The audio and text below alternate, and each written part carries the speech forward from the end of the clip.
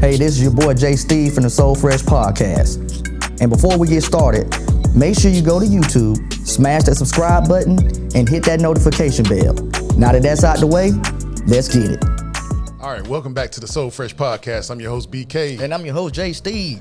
Steve, we still here with the 100 Black Men. The event today, Breaking Financial Barriers. We got a lot of great brothers on here talking about a lot of great things, real estate, digital currency, digital investment, building credit, financial freedom. Yeah, 4 keys to freedom. We've been talking about what else we got? Building resumes. Yeah, building resumes as well. And one thing I want to know, we got some great brothers on here from Mercer University, and these are some, intelligent brothers, and that just says a lot about not only are they students, but they're athletes. Right. These are all members of the Mercer football team. Right. And that just says a lot as far as to what can be achieved and what they're doing after college. You know, it's education first. So and that's what I'm so proud of these brothers about, man. Yeah. So we got a guest coming on here. He's going to be talking about real estate, and his name is Tolson Aguebor. So let's go ahead and bring him to the table.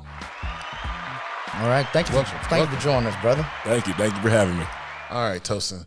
So as I always start off, go ahead and tell us a little bit about yourself. Yes, so I'm born and raised in Atlanta, Georgia. I came to Macon to attend Mercer University, where I played football from 2013 to 2017. 4-year team captain. That's how I met a bunch of these guys here on the panelist. After that, I moved back to Atlanta. I work as an accountant for a private equity firm, focuses on commercial real estate. I also own a small business, and then as well, I'm a real estate investor. All right. Okay, that sounds real good. These guys are doing it. They're doing it, man. They're doing it, and that's what I like to see. I really love to see this. So let's go ahead and start on a little bit of. Let's go ahead what we talked about off mic. I know there's got to be a meaning to your name, so that's Nigerian, right? Yes, that is correct. So my name's Tolson. The full name is Oluwatosin, which means God is worthy to be served. Nigerian. God is worthy to be served. All right, so let's get into this real estate. Tell us about it. Yes, sir. What are you here today talking about on the panel? Yes, so I started talking mainly about house hacking. That's kind of how I got into real estate. After college, I moved home, saved up some money because I knew that I wanted to be able to set myself in a position where I was ahead and can get financial freedom eventually. So with that, I saved enough money, I bought a 3-bedroom townhouse. And with that, I rented out the 2 extra bedrooms, which allowed me to not only cover my mortgage expense, so I was saving the big expense that you're going to have living on your own, which is your living expenses. So not only was I saving that, I was profiting a little bit of money on the side as well. And then move forward a couple of years, I was able to sell that home and then transfer that over to invest into more properties and into other assets as well. Okay. So when we're talking about investing, let's start off with the first keys to what someone may need to do to start off buying real estate. Is it more about buying and selling, or buying and keeping more properties to make a better cash flow? Yes, so it definitely just depends on what you want to accomplish. So if you're trying to do the flip and sell, that means you just want fast cash. But if you want to have a long cash flow, you're going to buy and sit and hold on that property. So my style is to sit and hold on properties for cash flow, because eventually I don't want to be working forever. So I want to get to a point where I have a big enough portfolio where my cash flow brings enough substantial amount of money, and I don't have to work a 9-to-5 job anymore. Right, I understand that. That's, man, I'm just tickled, not tickled, but these guys, that y'all just have it together, man. I love everything that you're saying. You have a great plan. Now, I'm just going to go ahead and get this one big question out the way, because everybody always wants to know, what is the housing market looking like right now for people that want to go in, invest, and get into this real estate game? It is very competitive. Honestly, it's the most competitive I've seen in the past. I think I've started about 4 years ago. It's the most competitive I've seen it. Interest rates are very low, especially down here in the South. A lot of people are moving down here from the South. Since the pandemic happened, Atlanta's been a hot spot for people to move to, which has caused the demand to go up. So you see now, you try to buy a home, and people are offering $30,000 to $40,000 over asking price. Yes. So it's very competitive. So right now is why it's important to work with a good agent and make sure that you have a strategy to put forward the best offer possible, because it is very competitive. So, and what I see right now, it really sucks for the buyer, but it's real good for the seller. Right. It's kind of like with my house. My house has really kind of like tripled in value since the last couple of years. It's like the pandemic, just skyrocketed everything. Yeah. And so what I noticed a lot of people in my neighborhood are doing, they're actually selling the house to get the bread because the value's going up so high. But what I noticed a lot of people are doing, they're selling, but they don't really have nowhere to go. So they're temporarily downsizing to go to an apartment until they find something else. So how long do you see that trend going on? Yes, so for myself, I see it happening for a while. I mean, one, with us being in Atlanta, I mean, the South, either Atlanta and Macon, which are both hot areas right now, demand's going to continue to be there just because people want to move here. So I still say that the value is going to keep increasing, but at the same time, with interest rates rising, that's also going to bring down the competitiveness. That's when people want to buy because the interest rates are going to be higher. So the interest rates will definitely drive the demand for the housing market. Okay. So now that's on the housing on the personal level. So let's talk about the real estate as far as on the business level. Right. I even know with renting and just renting, people are jacking prices up, you know, even for commercial real estate. So, you know, my wife and I, we're business owners, but I noticed that it's hard to get commercial real estate in good areas without paying an arm and a leg for it. But so let's talk about that a little bit. Yes, definitely. I mean, I think it all goes back to scarcity and demand. I mean, the scarcity is there because, one, the land, there's less and less land, so it's going to be more and more costly to build new facilities and new things. So that's why the value is going up, because there's not as much out there to purchase. So with that, being able to know that you have that leverage to jack up the prices and people are still going to pay for it, it's kind of where sellers have that advantage right now. Does it also have to do with the price of lumber and everything like that going up, just the materials themselves? Yes, I mean, one big thing is inflation. Right now, I think we're at 7% inflation over the past year or so, which is the highest of I think since back in the 80s or 70s. So inflation plays a big part in it. I mean, prices of materials are going up. You have everything's back order when it comes to windows, wood, things of that nature. So that's all affecting the value of real estate because, one, it's more expensive for builders to build now. So let's go back to the beginning. How did you, who put that in you as far as to develop those tools to want to get into real estate and also to just have that information to want to, you know, want to be in this industry? Most definitely. I have to credit all to my mother. My mother, she's been investing in real estate for a long time. She, when they moved here to Atlanta from Kentucky, she did own one of the only black-owned pharmacies in Atlanta. So with that, she was able to, you know, have a steady cash flow and use that as well to purchase real estate. So I've always just been around it and seen her do it on her end, and then now so I was able to do it. Of age, when it was time to move back from college, she was like, Tolson, I think you need to look into purchasing a home instead of renting. I had all my friends moving to Atlanta, moving to high rises, just living that good life. My mother said, yes, I know the short-term pleasure of that is going to be great, but in the long term, if you do this right now, it will set you up for success moving forward. So I definitely pay that all to my mother. So you had a template. I did. Right. Yeah. So what do you tell people who don't have that template? What's the best way to go about doing it? Yeah, well, I mean, that's part of the reason why I'm doing this today. I just feel like a lot of people don't have that guidance or have that information. So that's why I say we need to teach people how to fish. So that's why opportunities like today, when we're able to speak out with the 100 Black Men Macon organization, give that information out to people that don't know, because these things aren't taught in school. So the fact that I had a mother that was able to guide me and give me this knowledge put me in an advantage. So I'm able to pay that back to other people that don't have that guidance, then that's paying for it a lot for our community.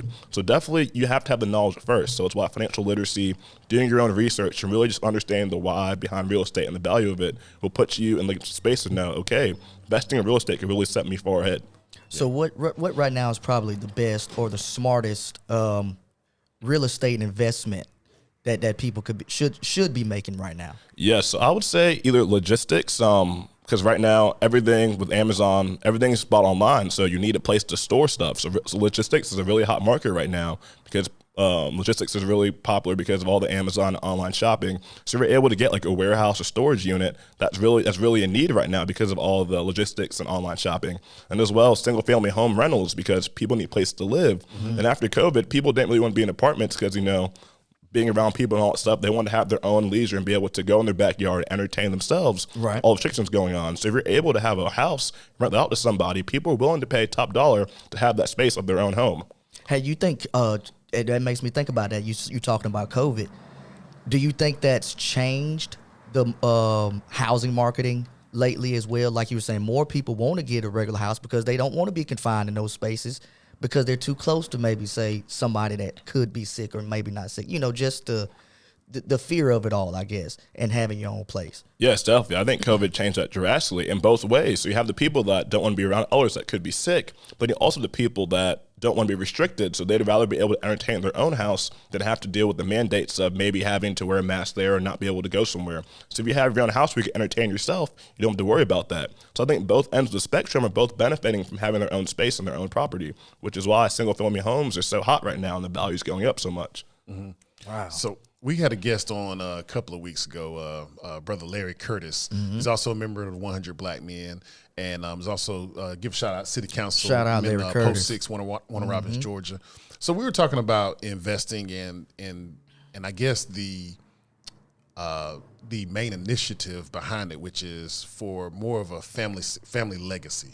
So and not looking at it, I guess, more of on a profit base. So let's talk about that as far as leaving a legacy for our families and investing in real estate. In the part 2 question, so what we also discussed was, what are the traps that you can get into when you're buying real estate and you end up getting a property that you have to spend more money on making those repairs, and then it turns out to not be the best investment.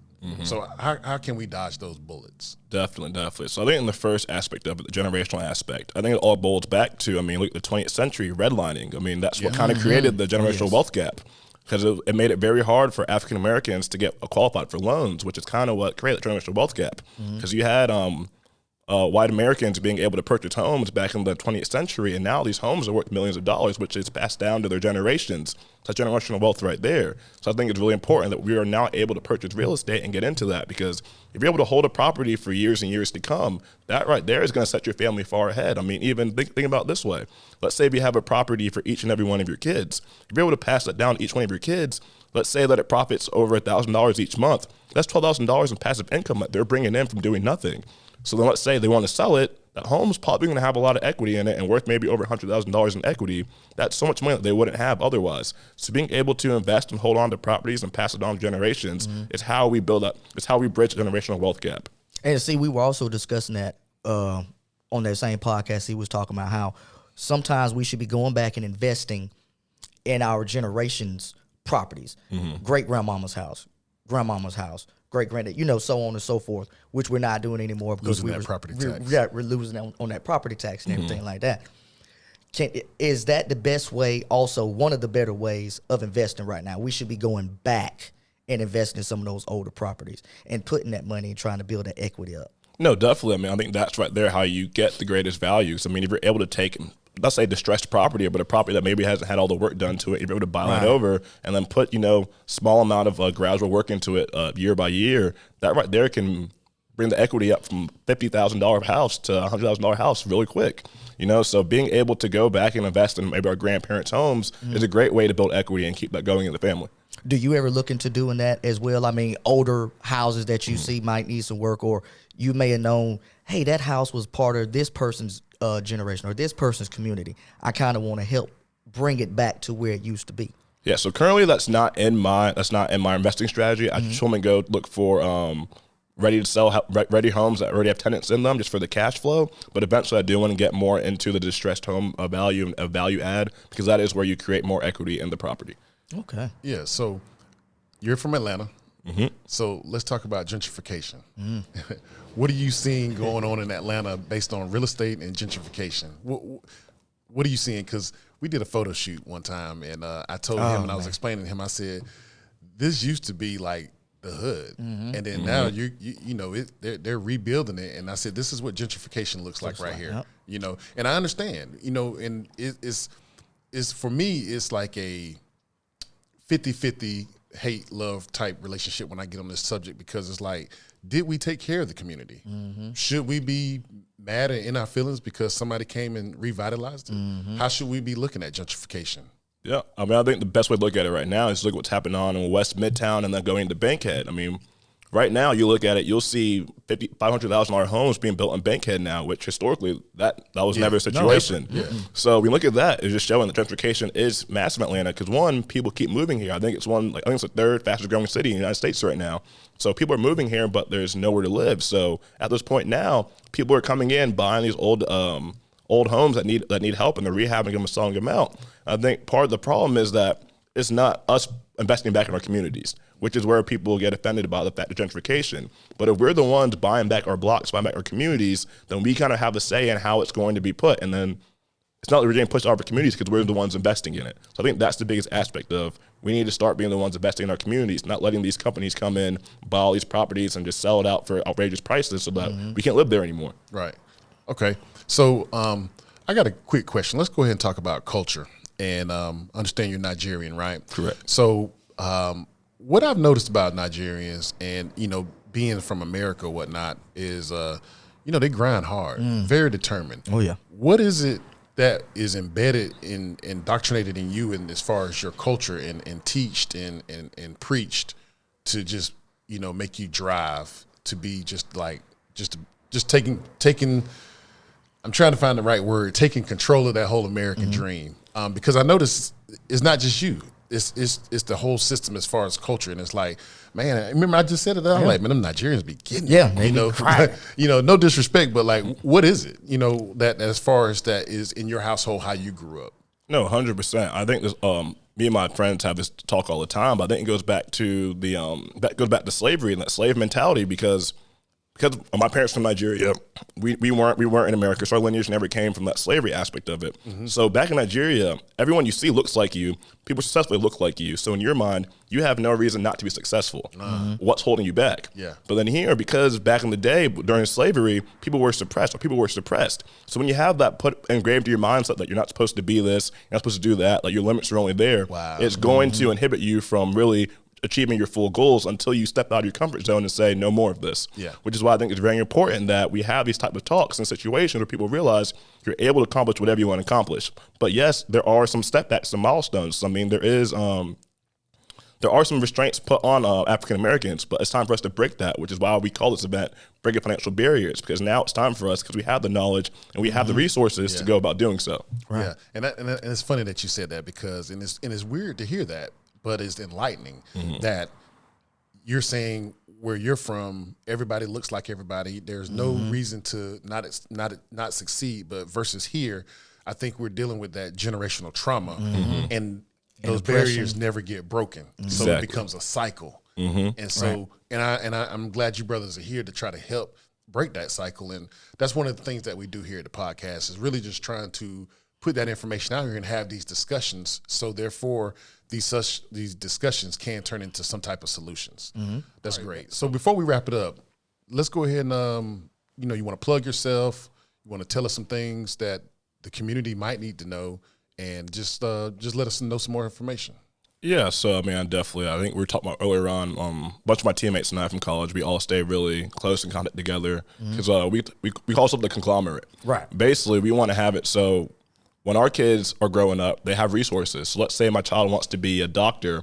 I have a friend that's a doctor in the conglomerate. They can reach out to them for advice, maybe an internship, things of that nature. I think it's really important for us as Black men to build that community of resources. Yes. So you look at other races like the Asian community or the Jewish community, the nature. They are all very tightly knit together.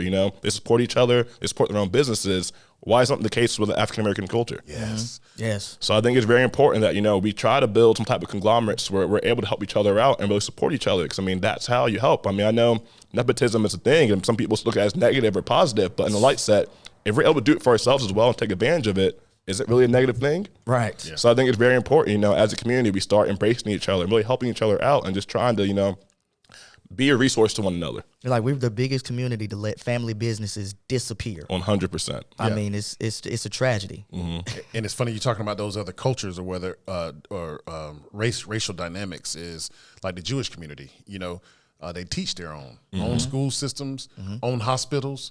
And I think those are some of the things that we lack in our community as far as our own hospitals, our own education, our own financial systems like banking. And we just don't have that enough of. And so I appreciate what you're doing and coming out here to the 100 Black Men event and speaking. Also, another thing I wanted to say too, just to add on, we're starting to learn as a culture, our culture. It's about who you know. For so many years, it wasn't who, it was about what you know. How educated are you? What knowledge do you have? What can you show this person that may give you a chance? Instead of using those, like you said, nepotism is a big word, but it's in all of those other communities, and it's been being used. They don't frown upon it. Yeah. It's a stepping stone. It's there for a place. It has a name for a reason. So I just understand. I just want the community to start opening up and getting to that point where we need to start using the who you know method more than the what you know. It's great to be educated. Don't get me wrong. I'm not saying that at all. But like you said, if I got a doctor in my conglomerate and my child wants to be able to be a doctor one day, I'm going to put him in touch with my buddy that's right here in this circle with me. 100%. And I think, look at it. I mean, there's so many topics we learn throughout high school, college that are useless to us, you know?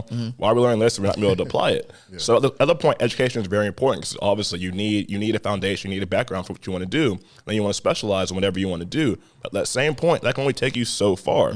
So you are going to need connections, you are going to need to make relationships. I think that's the biggest way to, you know, climb up that ladder. I understand. All right, so we're going to go ahead and wrap it up. And so let's go ahead and give a shout out for Tolson Aguebor. Yeah. All right, Tolson, once again, I appreciate you coming and joining us, and I definitely appreciate you coming and having this discussion at this 100 Black Men event. Oh, yeah. Breaking financial barriers, important conversation. So once again, I wish you can just be here to feel the energy that's going on here with these young brothers sitting here having these conversations about real estate, paying off debt, and we got some more coming. So appreciate you checking us out once again here at the 100 Black Men event, Breaking Financial Barriers. Also in association with Merging 100 and the Collegiate 100. We're here in Macon, Georgia. So appreciate you checking us out. Once again, that's Tolson Aguebor. And where can we find you? You can find me on social media. Instagram is taguebor1. Email is taguebor@yahoo.com. Reach out to me anyway. Anyone can be a resource. Just connect with anybody. I'm open, ready to do so. And what's the name of your small business again in Atlanta that you have? Yes, so I own a small business called Anema CBD. So as an athlete, I broke my ankle and had many injuries. And one thing that helped me was CBD topical creams to rub onto my ankles, things of that nature. So during the pandemic, I had a bunch of time on my hands. One of my best friends was like, you know, this helped me in a big way. I want to be able to use it to other people. Because a lot of people use pain medicine, use a Tylenol, things of nature. And I feel like there's a lot more natural ways to, you know, go about recovering with injuries and stuff. So I started a small business called Anema CBD, and it's topical CBD products that we use to help with recovery, help with muscle restoration. And right now we are based out of Atlanta, but we're all online. And we do sell to chiropractors, so we have a lot of doctors using our products. We have a lot of professional athletes using our products. So it's really a way to help athletes recover faster, but through a more natural way.